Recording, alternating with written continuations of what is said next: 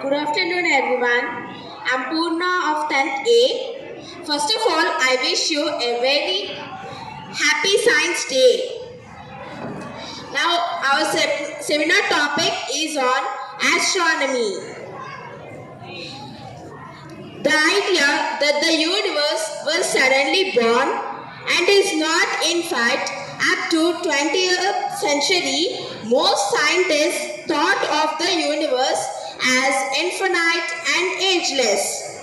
Until Einstein's theory of relativity gave us a better understanding of gravity, and Edwin Hubble discovered that galaxies are moving apart from one another in a way that it fits previous predictions. In 1964, cosmic background radiation was discovered, a relic of the early universe, which together observational evidence made the Big Bang theory an accepted theory in science.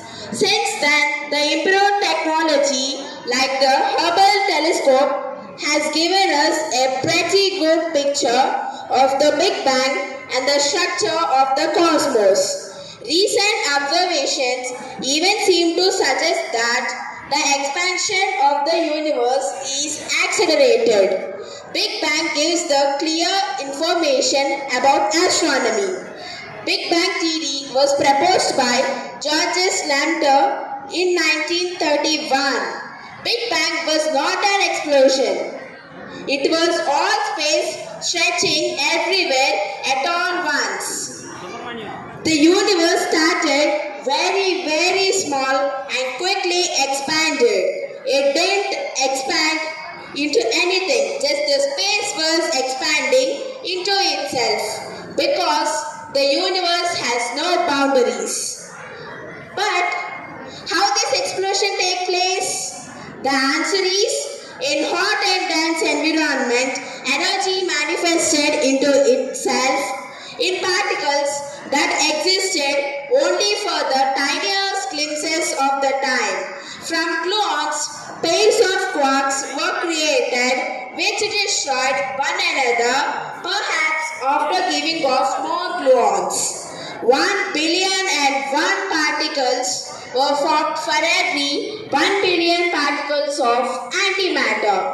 By now, the universe has stretched to 1 billion kilometers in diameter, which leads to decrease in temperature.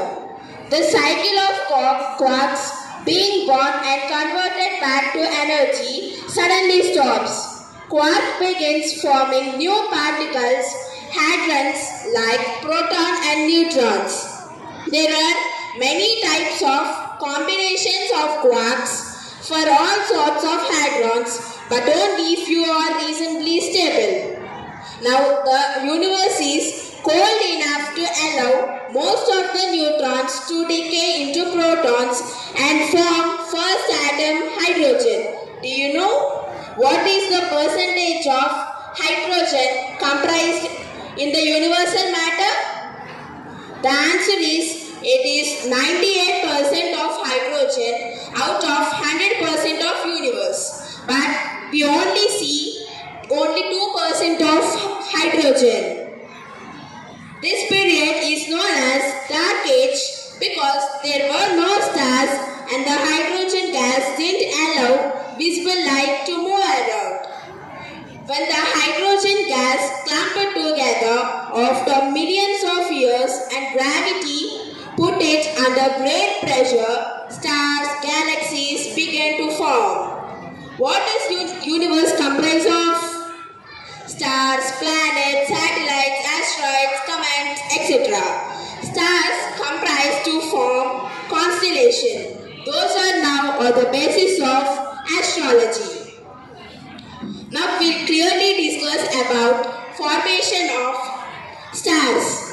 The gas and dust in the spiral galaxies circle the center at speeds of hundreds of miles per second, creating their pinwheel shape. Some known as band spirals have a bar structure in their center, formed by dust and gas funneled into center. The dust and gas in spiral galaxies add to the formation of new stars. Now let's know the formation of our solar system.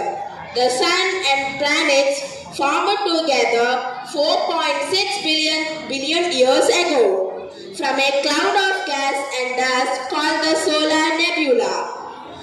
The shock wave from a nearby supernova explosion probably initiated the collapse of the solar nebula. The sun formed in the center and the planets are formed in a thin distance orbiting around it. Now let's know about the formation of comets. Comets are frozen leftovers from the formation of the solar system comprised of dust, rock and ices. They range from a few miles to 10 of miles wide, but as they orbit closer to the sun, they heat up and spew gases and dust into a glowing heat that can be larger than a planet. Do you know about the ending of universe? Any predictions? Yes, our scientists made a few predictions. The end of the universe we know is still uncertain. There are 4 theories that aim us to closer to understanding this inconceivable concept. A heat death, the big crunch, the big rip, and vacuum decay are the 4 theories.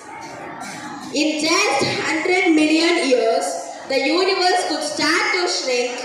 New research suggests after nearly 13.8 billion years of non-stop expansion, the universe could soon grind to a standstill, then slowly start to contract. A new research published in the journal Proceeding of the National Academy of Sciences. Thank you for this wonderful opportunity. From very young age, we have learned that plants have life, and we have learned about their parts, functions and biological processes. It has all been a fundamental part of our life. But do you ever wonder how plants was proved and who proved that plants have life? The person who proved this was Dr. Jagdish Chandra Bose, a man who Stalin had no boundaries. He was a quintessential polymath physicist, biologist, botanist, archaeologist and author. To prove this, Bose used his wonder invention called crystallograph, which detects the track movements in the plants. And when was I kid, about 8 years old, my father used to say that plants, trees, fruits, roots, stems, everything in the universe communicates. So, talking about this, the trees has been captured, talking trees about the human imagination for generations. Okay, maybe they don't talk to us, but they do talk to each other. When plants are some kind of chemical signals, they release under the threat. What do plants really have to talk about? Now, underneath the soil, a vast interlinked connection was linked with the root system. I think you understood. The plant communication takes between the root stems of the plants. But they can't talk without help. The whole process of communication starts with the herb trees in the forest, which are largest and the oldest trees, which compress the root system with one another. These herb trees have greater access to the sunlight and end up producing sugar components with the help of photosynthesis. They absorb the required sugar and release the unwanted sugar from them. Underneath the soil fungi need some sugar to build up its strength, and their body was made up of massive thread-like structures called mycelium. These bacteria need some sugar to survive. As gratitude, the root system of the tree absorb sugar and it provides the tree with nutrients. And from the soil, this symbiotic relationship is called as mycorrhiza, which stems from the Greek word called fungus and root.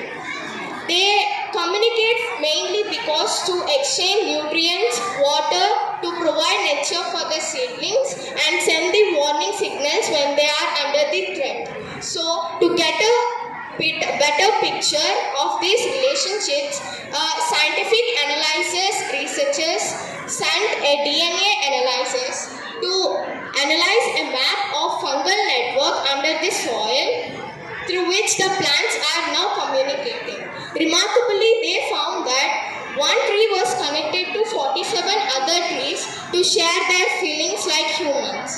So, studying of these kind of underground exchanges will play a vital role in creating obnoxious, more salient forests.